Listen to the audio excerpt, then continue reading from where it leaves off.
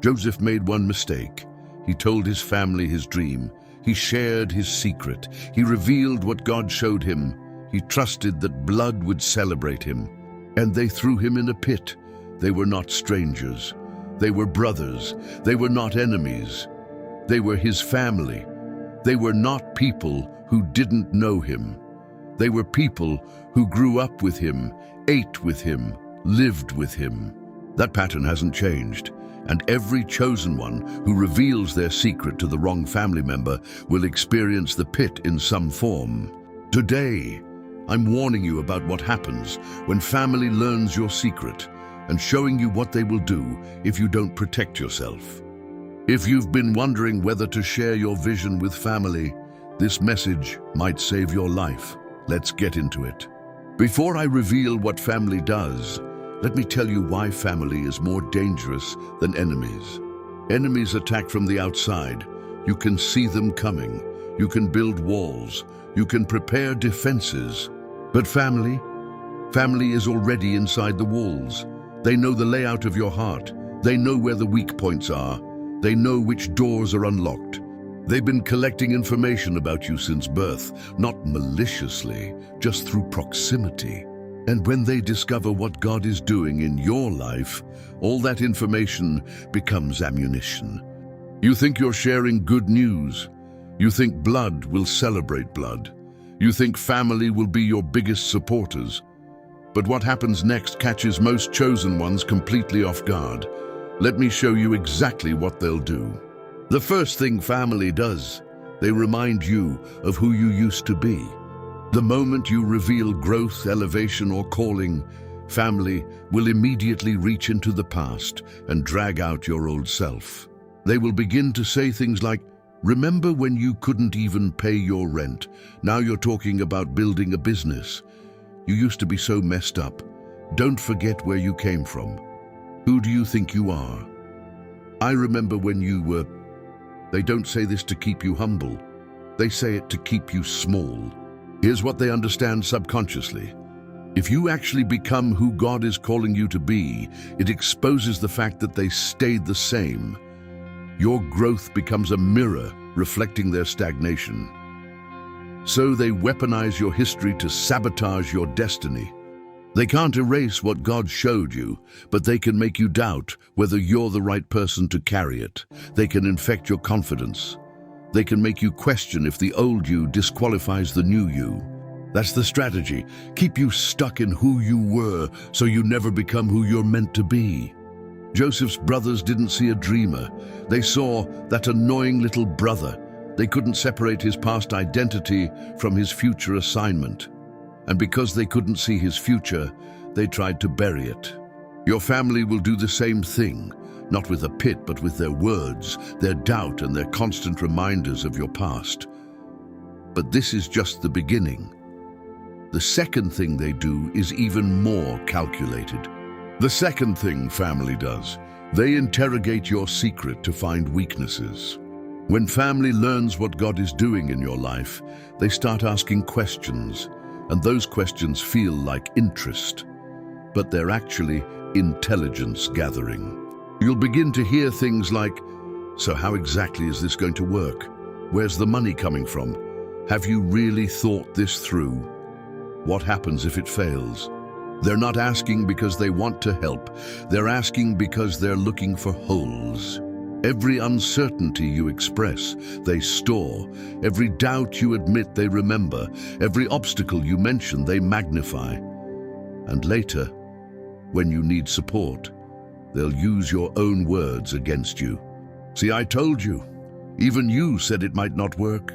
Remember when you admitted you weren't sure? This is what I was afraid of."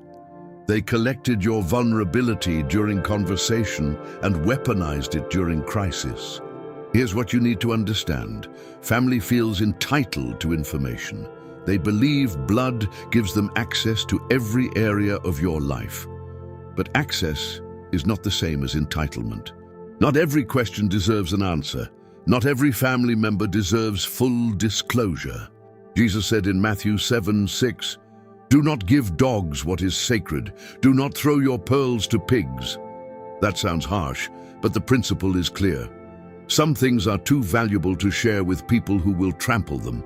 Your secret, your calling, your vision, your assignment is sacred, and interrogation disguised as curiosity is designed to find ways to destroy it. But what they do next might be the most painful of all. The third thing family does, they compete with what they can't celebrate. This is where it gets ugly, and most chosen ones aren't prepared for it. When your family learns your secret and realizes they can't stop it, something shifts. Jealousy transforms into competition.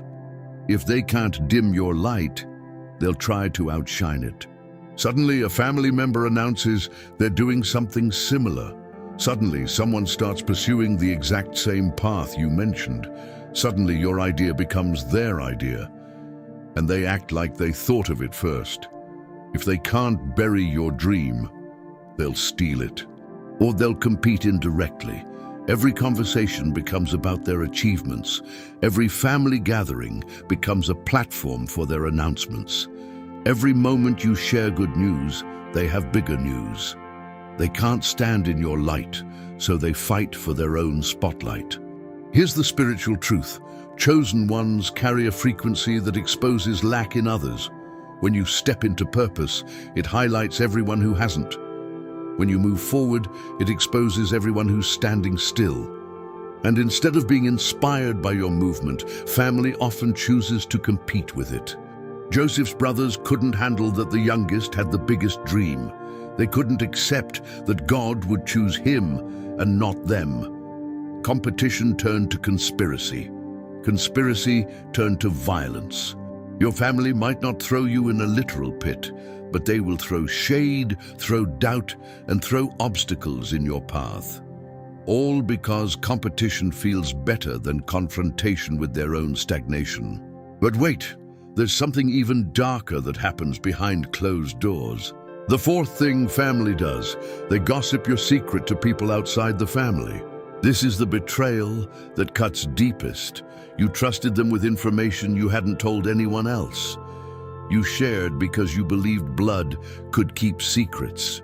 You opened up because family is supposed to be safe. And they told everyone. They disguised it as prayer requests. Pray for my cousin. She thinks she's called to ministry. But I don't know. They disguised it as concern. I'm worried about my brother. He's got these big ideas, but no real plan. They disguised it as conversation. Did you hear what my sister said she's going to do? Can you believe it? Your secret became their gossip. Your sacred became their scandal. And here's what makes family gossip worse than stranger gossip. When strangers gossip, it's based on assumption. When family gossips, it's based on accurate information. They didn't make things up. They revealed things you actually told them. That's why it's so devastating. The Bible says in Proverbs 11:13, "A gossip betrays a confidence, but a trustworthy person keeps a secret." Notice it doesn't give exceptions for family. It doesn't say, except if you're related to them. Betraying confidence is betrayal, regardless of blood. Your family shared your secret because your success would have changed how others saw them. By telling others first, they could frame the narrative, plant doubt, and preemptively diminish what you're building. But the fifth thing, the final thing, is what makes chosen ones realize they have no choice but to run. The fifth thing family does, they try to control, contain, or cancel your assignment altogether. When reminding you of your past doesn't work, when interrogating your plans doesn't work, when competing with your vision doesn't work, when gossiping about your secret doesn't work, they escalate to direct interference. They stop supporting. They withdraw resources. They create emergencies to distract you. They start drama that pulls you back into family chaos. They attack your peace with problems that suddenly require your immediate attention. If they can't stop your dream, they'll stop you. Mark 3:21 says that when Jesus began his ministry, his own family went to take charge of him because they said, "He is out of his mind." Read that again. His family tried to physically take control of him because they couldn't understand what he was doing.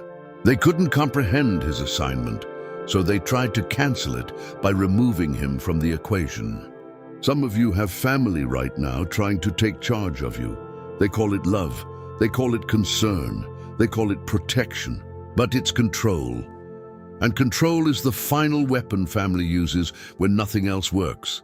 They'll threaten to cut you off financially. They'll threaten to cut you off emotionally. They'll create ultimatums. It's us or this dream of yours. And in that moment, you have to decide, will you surrender your assignment to maintain peace with people who were never going to support you anyway?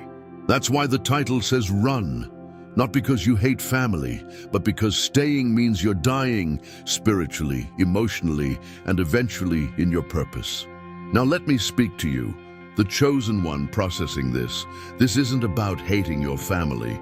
This is about protecting your assignment. You can love them from a distance. You can honor them without giving them access. You can respect blood without bleeding out from blood wounds. Joseph didn't hate his brothers, but he also didn't tell them his next dream. He learned, he protected, he created distance. And that distance is what allowed him to survive long enough to see the dream fulfilled. When his brothers finally bowed, exactly as the dream predicted, Joseph wasn't bitter. He was blessed. He wasn't angry. He was elevated. But he would have died in that pit if he had stayed. He would have never seen Egypt if he had trusted them again. Some of you are holding on to family access that's killing your assignment. Some of you are sharing secrets with people who are secretly plotting your downfall. Some of you are choosing family peace over divine purpose. This is your warning. When family learns your secret, run, not from love, but run into protection. So what do you do now? You stop sharing prematurely. You protect what God reveals to you. You build in silence. You let results speak louder than announcements.